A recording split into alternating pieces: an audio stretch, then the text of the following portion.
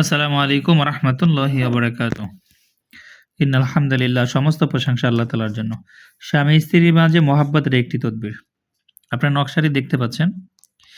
এই নকশাটির দ্বারা স্বামী স্ত্রীর ভিতরে মহাব্বত তৈরি করা যাবে। অবাধ্য স্বামী অথবা অবাধ্য স্ত্রীকে বাধ্য করা যাবে। তো এই তদবিরটা কিভাবে করবেন?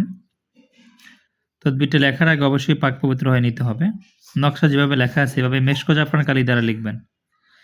সবথেকে বেশি ভালো হয় চীনামাটির বর্তন, অর্থাৎ পিরিজ, যেটা বলি আমরা পিরিজে করে সেমাই খাই অথবা বিভিন্ন খাবার খেয়ে থাকি, ওই যে পিরিজ আছে আমাদের, এই পিরিজের উপরের মেশক জাফরান কালি দিয়ে এটা লিখবেন। এভাবে লিখতে অসুবিধা হলে সাদা কাগজে লিখবেন।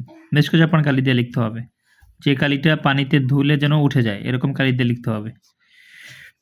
21টা লিখতে হবে। কাগজে লিখলে 21টা নকশা লিখবেন, আর যদি পিরিজে লেখেন 21টা পিরিজে লিখবেন।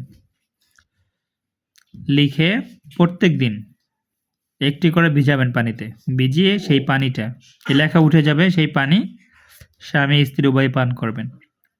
এভাবে যদি 21 দিন করতে পারেন ইনশাআল্লাহ অবাধ্য স্বামী অবাধ্য স্ত্রী বাধ্য হবে, কথা শুনবে, দুজনের ভিতরে গভীর মিল মোহাব্বত ভালোবাসা তৈরি হবে।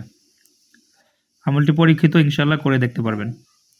সকলকে ইজাজত দেওয়া হবে। অবশ্যই আপনারা আমিন লিখবেন কমেন্টে।